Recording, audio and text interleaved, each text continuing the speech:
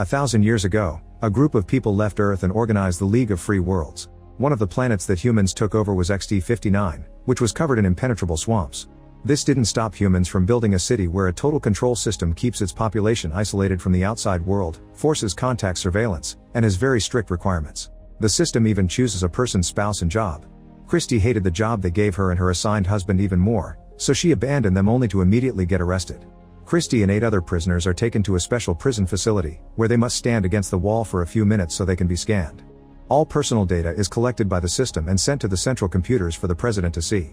Then he tells his advisors who should be arrested and for what. While they finish scanning everyone, the guards bring in a 10th prisoner with a bag over his head. The captain explains he would love to shoot them all, but the law doesn't allow him to, so instead the prisoners will be released on the swamp lands. If they survive long enough to cross 300 kilometers due east, they may find the Islands of Happiness, which grants them redemption. However, Christie has never heard of anyone who actually reached the islands because the swamp lands are full of danger.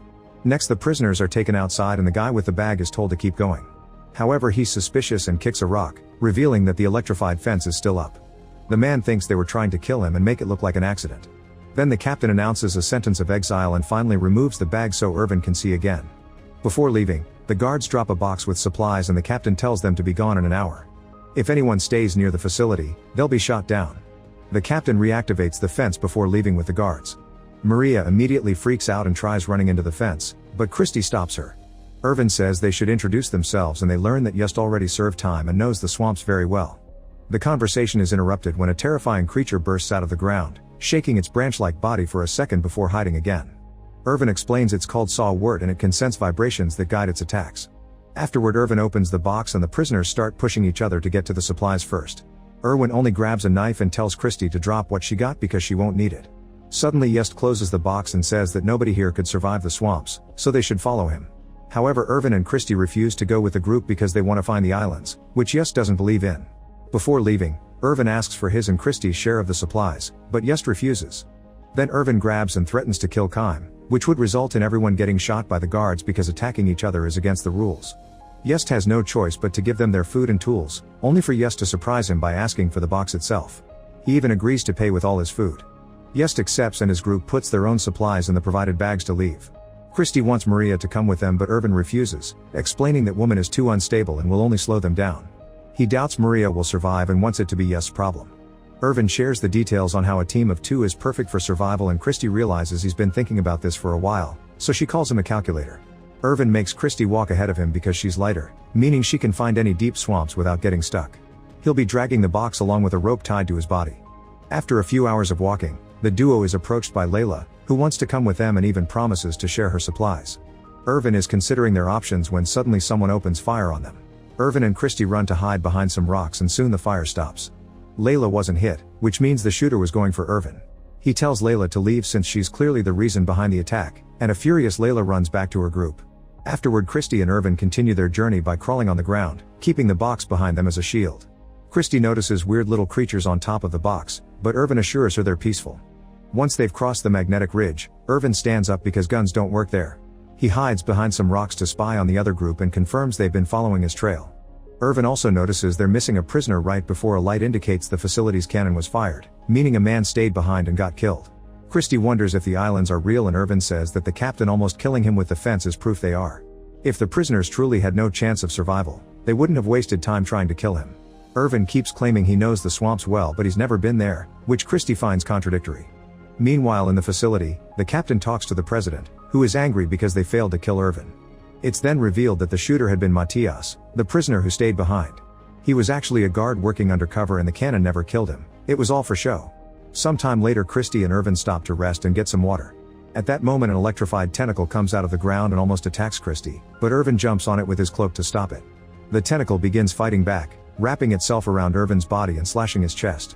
Following Irvin's instructions, Christie grabs the knife and cuts at the bottom, causing the underground creature to retrieve. Irvin decides to keep the severed tentacle to use it as a weapon. Afterward, Christie cleans Irvin's wound while admitting her crime was murder. She tried to get a divorce permit and the government worker tried to molest her, so she acted in self-defense. They're interrupted by the arrival of the other group and when Just tries to steal the box, Irvin uses the tentacle as a whip to keep him at bay. Just's group steps back and the duo continues with their journey. Some hours later, Irvin notices that Just and his people are still following them.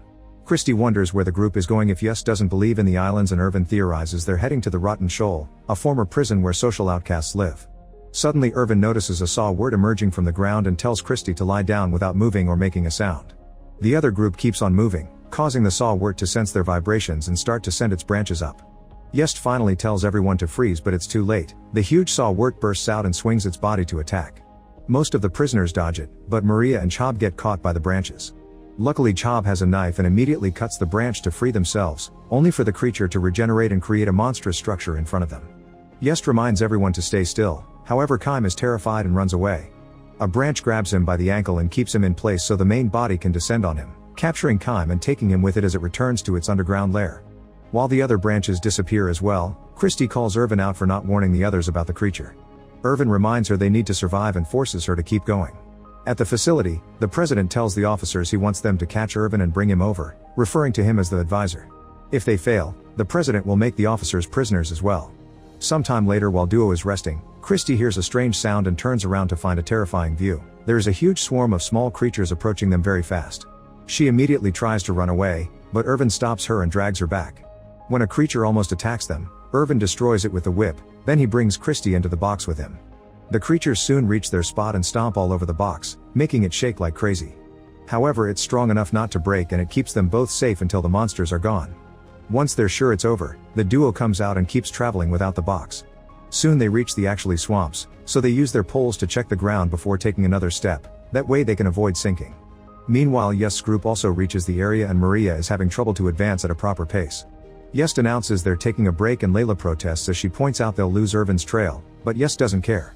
Furious, Layla cuts off her end of the rope and tries to leave. Soon Yust is chasing after her, however he isn't paying attention and ends up falling into a swamp hole. Layla laughs at him as he begs for help and Chob considers rescuing him, but Layla stops him. She explains Irvin used to be an advisor for the president and he has all the required information about this area, so they should be following him and not Yust. Most of the group agrees and leaves with her, but Yan stays back and helps Yust to get out of the hole. Later in the evening, Irvin catches a bunch of bugs and eats them raw, telling Christy to do the same if she wants to survive. Christy does it even though she finds the taste disgusting and Irvin clarifies boiling them would make them taste even worse. While they rest, Irvin finally shares why he was imprisoned. Layla was right, he used to be an advisor for the president, and he got caught when he tried to leak some information that would prove the corruption in the system. In the end, Irvin surrendered himself, hoping to be exiled on purpose. He knew the system couldn't work without him, so disappearing would be the most effective way to destroy it. In the facility, the captain discovers the system is going through some errors that cause the communication satellites to fail. However, nobody can restart it because Irvin is the only one who knows the code. Sometime later, Layla's group sees two people nearby and approaches them thinking it's Irvin and Christy. However, it turns out they're two prisoners who have been stuck there forever and survived by becoming cannibals. They immediately attack the group and capture Maria while the others run away. Christy can hear her screaming in the distance and wants to go back for her, but Irvin stops her because it's dangerous. Maria's screaming stops when the cannibals kill her with a rock. Afterward, Christy takes a moment to grieve and wonders who could come up with this horrifying punishment, so Irvin admits it was him. Christy considers him a monster, but Irvin points out nobody protested against the law when it was announced, so the general population is as horrible as he is. A furious Christy keeps on insulting him, saying Irvin's consciousness woke up too late. Being confronted with his own guilt, Irvin runs away and starts screaming to get a creature's attention, hoping to self-delete. Nothing shows up and Irvin thinks not even monsters want him, so he agrees to keep on guiding Christy. Still angry, she admits the captain had offered her freedom if she killed Irvin, but she refused. Meanwhile, Yust and Yan find Layla's group and get ready for revenge.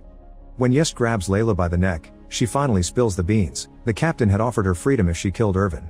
To confirm her story, Valentine uses a scanner on her body and finds a tracker on Layla's ankle.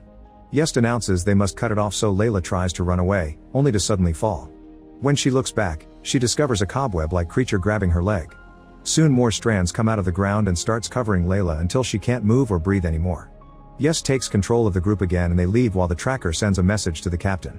He's happy to learn Layla is dead and reveals he has an old-style gun that will work in the swamps area, so he sends Matias out with it. Back to the Yust group, they watch Valentine find a bag on the ground and open it. A black substance comes out and enters his body, instantly killing him and devouring the flesh on his face. Moments later, Yan approaches Christy and Irvin, saying he's abandoned his group. Irvin doesn't believe him and he's proven right when an object hits him on the head, knocking him out. When Irvin wakes up, he discovers he and Christy have been captured by the remaining 3 prisoners. Yust explains they're near the entrances to the Rotten Shoal, but they need a plan to approach it or they may be ambushed. Irvin wants Christie to leave without him, but she refuses and kisses him. Afterward, Just picks Irvin up and carries him in his shoulders while looking for an officer, hoping to make a deal. In the Rotten Shoal, Matthias and 2 officers arrive. They knock out a few prisoners hiding there and interrogate another one, who swears nobody new has shown up recently. Suddenly a crossbow is shot in the darkness, killing one of the officers. Matthias and the other guard immediately fire back, killing a bunch of prisoners and destroying half of the room. Outside, Chob is wandering alone and soon a saw-wurt's branches start surrounding him.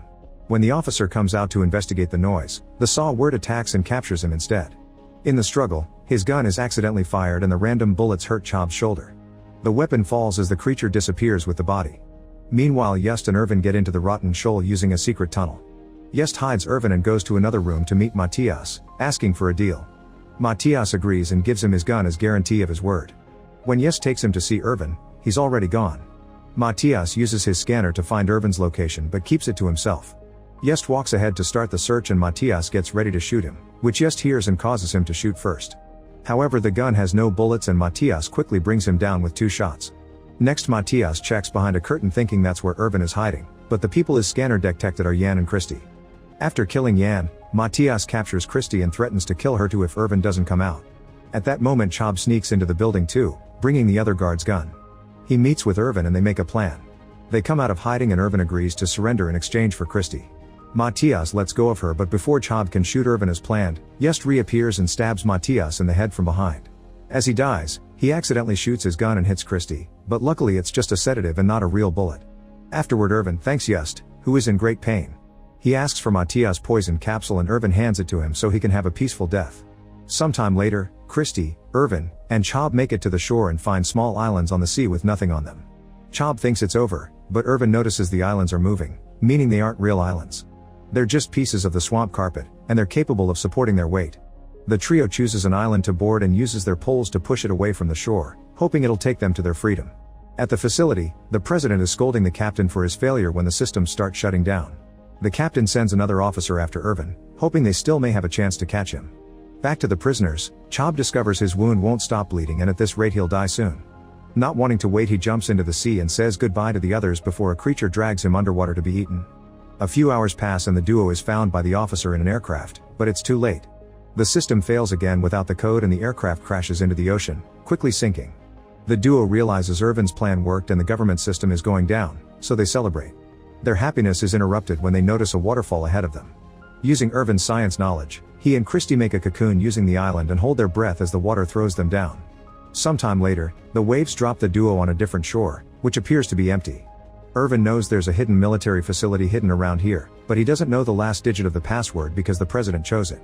Since they'll only have 2 tries, Irvin calculates the possibilities on the sand, but Christie says he should be thinking about the last thing the president said before entering the code.